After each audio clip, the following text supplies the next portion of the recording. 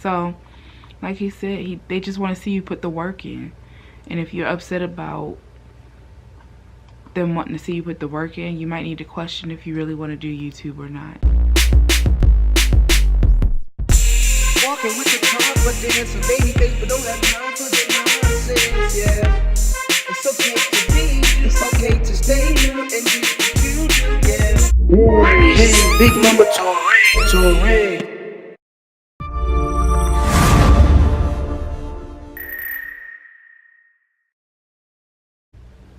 What it is, what it do, my bad and bougie crew.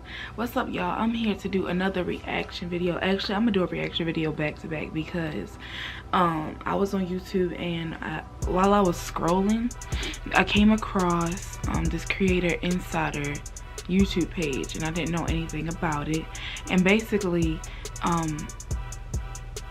they're talking about the YouTube partnership program. Now, if you are affected by it, I honestly believe that you should watch this and that you should follow the Creator Insider page, because from what I can see, they're pretty good with responding to a lot of comments or a lot of, I guess, hate mail or whatever people have an issue with. They're pretty good with responding to it and letting y'all know why it's happening or when it's happening, or you know, that type of thing. And so I'm about to watch this and react to it, and I'm hoping that it gives me some understanding, a little bit of clarity of what's going on with the whole partnership thing. So before we get into the video, make sure you like this video, comment, and subscribe to my channel. And also go check out the Creator Insider channel to find out about some stuff. They covered a lot of stuff, like this one is update monetizing family content, monetization update. Let me see. Creator Studio mobile updates, YouTube measurement program, like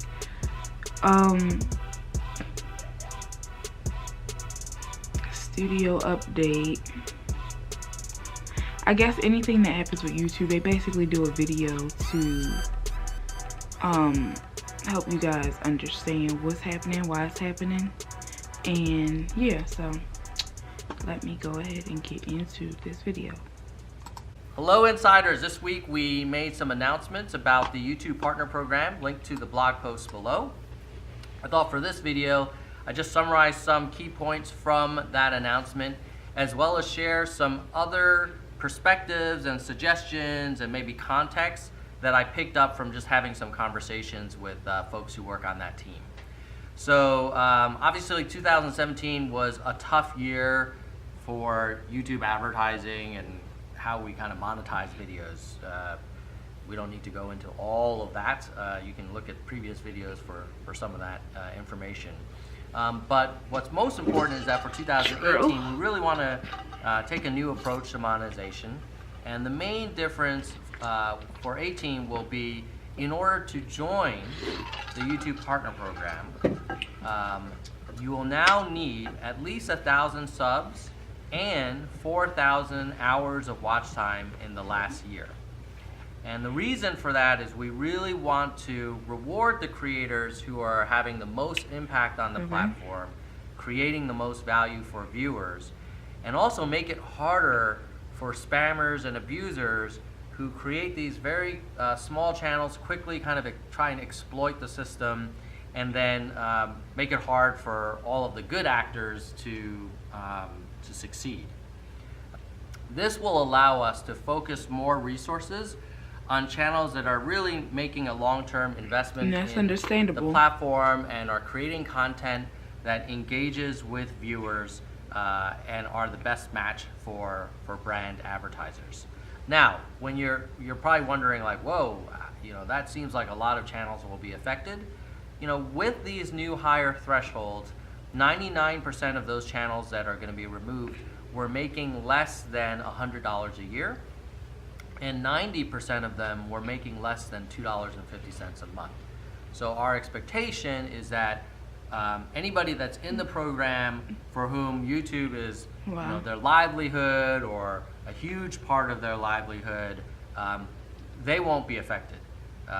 It will mainly affect much smaller channels who, will still be eligible once they meet these thresholds. So if you're removed from the program, it's not like you're removed from monetization forever. It means, hey, we'd love to see a little bit more data, a little more history on this channel, a little more impact on viewers before it joins the YPP program. In addition to these thresholds, we're also going to be taking a much more active view. That's In understandable. terms of looking at strikes, spam, abuse, and when channels repeatedly violate these policies, even if they meet those thresholds, they'll be removed from the program. This is all in an effort to make sure that if you're in the program, you're the most eligible for monetization. So that's the summary of the blog posts and the official announcement. Again, link below to read it yourself. Now I'll go into some of the takeaways that I learned from just chatting with people on the team. I had the opportunity to chat with some people that were involved in planning these updates and took some notes. So thought I'd share just my take on how to think about some of these changes. So there's really three categories that I thought I'd highlight. One is thinking about the YouTube Partner Program from a channel perspective, not just from a video perspective. And I'll get into that in a second.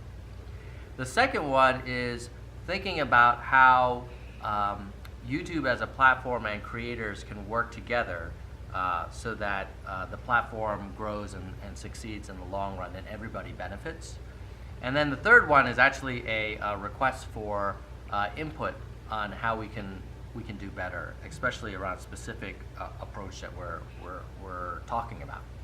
So with regards to thinking about channels, not videos, one of the things that we're starting to do is for participants in the YouTube Partner Program, looking at the entire channel and trying to decide if in cases where there's egregious violations of our terms of service, like we're not talking about gray area, like, well, are they a little edgy here, like where it's clearly violating, we are taking action. And we've even started removing some channels for really egregious violations of the policies. And we are reviewing every new channel that joins the program, as well as periodically reviewing existing channels that are already in the program. That may sound like a pretty bad thing, but it's actually good for all creators who are trying to do the right thing. Because what happens is, if when you have these channels that are egregiously violating terms of service and doing stuff that's like not in the gray area, it hurts everyone, because then advertisers see it and it may impact how they feel about advertising on the program. And that impacts how many good creators are able to be eligible for ads, and it sort of is this vicious circle. So even if you're a creator doing your best, doing the right thing, you're now affected because, some other channels doing crazy stuff and shouldn't be in the program. The second thing is thinking about how YouTube and creators can work together. That's understandable. To make the platform better for everybody.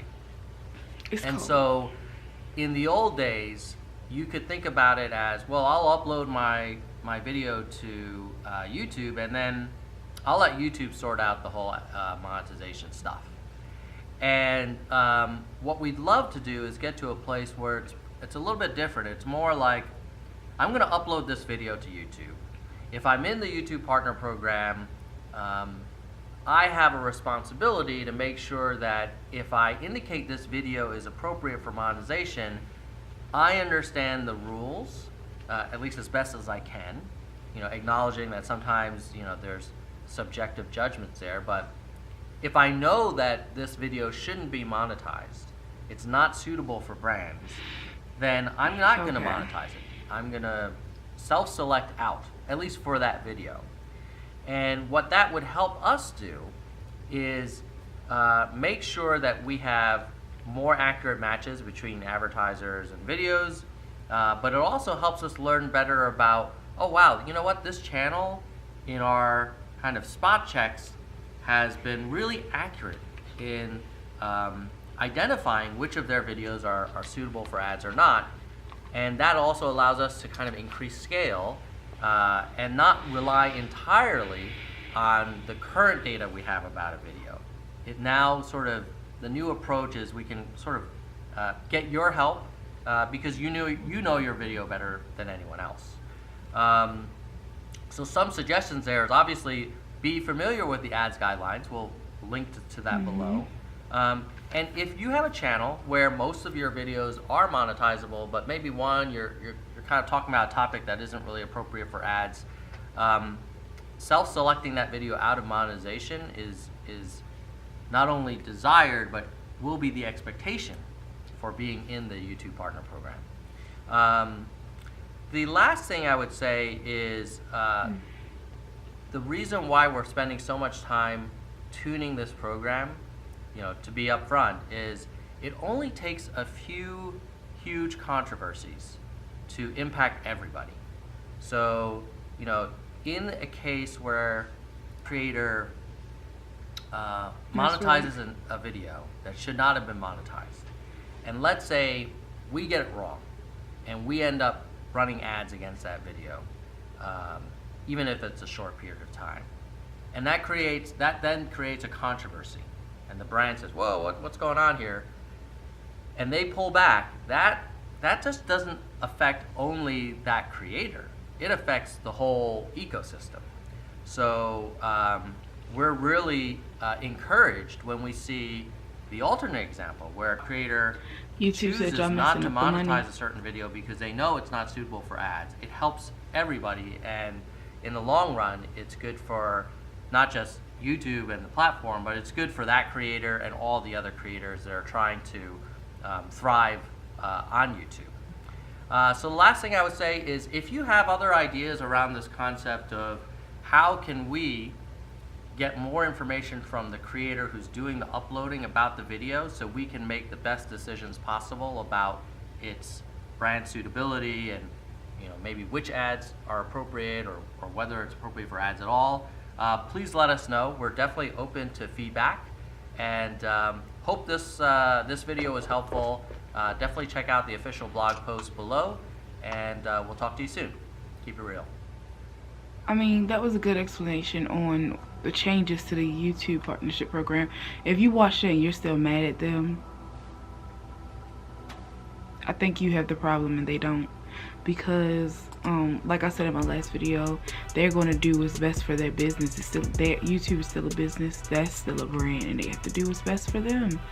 And like he said, if your channel is being removed, you're either making less than, you haven't met the $100.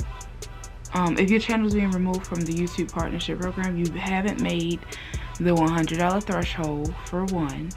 For two, you're making less than 50 cents a month. And then thirdly, like I said before,